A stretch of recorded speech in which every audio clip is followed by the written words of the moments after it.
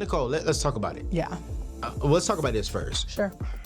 You're a strong, I wouldn't say independent, but I would say you are a strong business woman. I'm strong in all ways. Like, right. I'm a lot. Like, true Proverbs 31. I can grow my own food in the garden. I can tend the soil. I can knit. I even fix a little light HVAC and electronics. You know what I mean? Like, I am truly self-sufficient in all ways, partly because I'm Ghanaian. That's how we were raised, you know. I was about to say, where did it come from? Culturally. So I talk about this in my book, that very early on I learned to become self-sufficient, to ask questions, to pursue what I need. So even though I would do that with a little bit of fear and anxiety like anyone else, I never had any hesitancy about if there was something I wanted or needed to go out there and get it and make it happen and not worry about other people providing it for me. Yeah. So I think that, and you know, just keeping it all the way real, we come from a culture where I almost feel like women are crippled into thinking that we need a man to provide. That's like very elevated, right now. Like where it's just elevated, this concept of, it's weird, the juxtaposition of, on one side, it's, I'm a boss, I get my own paper, I do it myself. But then on the other side, it's my man, my man, my man, you know? And what people don't realize is I've had ultimate freedom because I got it all myself, and I also have a man, you know? So it's both. And I don't rely on a man to do anything for me, but that also doesn't mean that I don't know how to be a wife.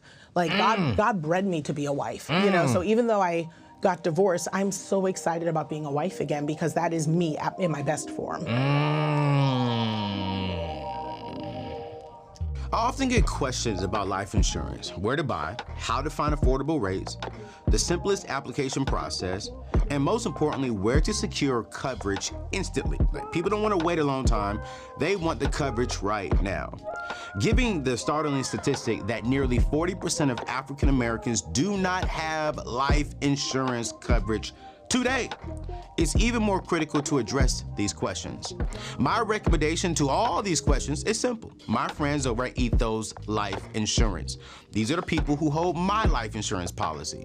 You see, their mission is to simplify life insurance and make it accessible online to everyone. No paperwork, no medical exams, or check this out, no blood tests.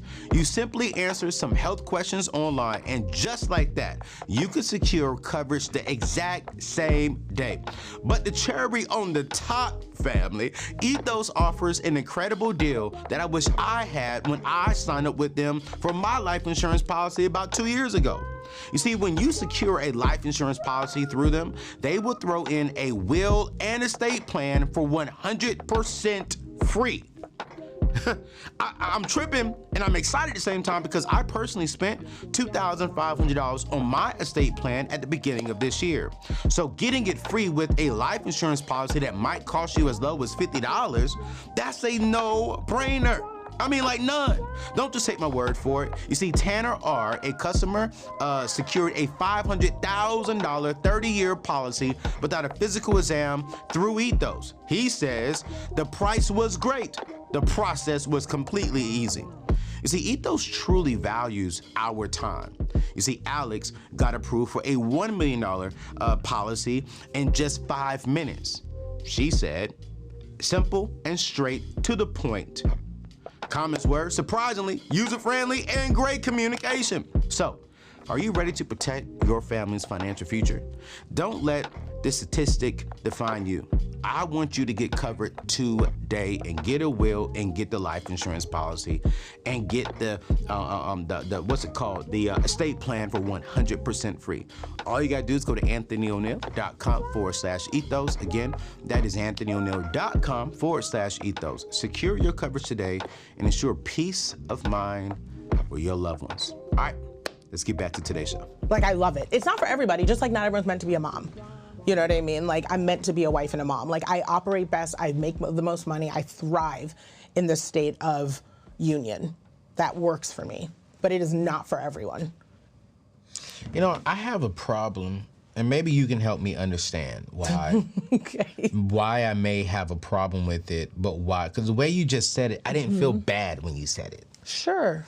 But I don't like the term boss woman, because I'm not an employee as your partner. I think people don't even mean it that way. I think people mean it as boss, as in, like, you know, she understands how to make executive decisions. Like boss as a behavior, you know, not as a title. You know, so like in my household, you know, and I'll bring it up, you know, my man, you know, is in charge, you know, and I don't mean that in a tells me what to do, you know, go fetch this, go sweep this or whatever, but there is a respect through, you know, I say this regularly, I'm a Christian, I'm a believer, I follow Jesus, you know, and for me, I understand submission in a whole new way because I spent years submitting to the wrong man. And during that time in between divorce and my new relationship, and I talk about this in my book, I really had to sort out while writing this book, do I even want to be a wife again? I mean, I was asking myself all sorts of questions, like, am I meant to be single? Do I even want to be a wife? Because when you're divorced and you leave with 3 suitcases, you can write a new life. I mean, I could have popped up blonde pixie cut, you know, dating women if I wanted to, because people do that. You know, they just decide who they are and they proceed, you know, they pick a new life. And for me, it was, no, like, I like being a wife, so what went wrong? I like having a home. What went wrong? I like being a mom. What went wrong? And I realized it wasn't even that my partner was wrong. It was that I was submitting to the wrong man. Submission is still good for me, but I was submitting to the wrong man. Someone of your caliber making millions using that word submission.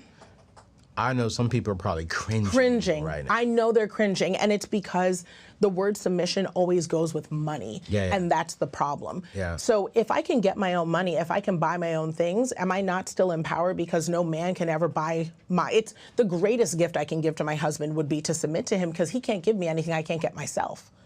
So the thing that makes me so happy is that I met a man who does not make as much as I make because if I'm on... Wait. Oh, you're like, this is just, people think it's crazy, but it's I brought you on the show to talk about how ladies can get the bag, and you taking it over here. But it is about getting the bag, though. I feel you. It is about getting the pause. Bag. Yes.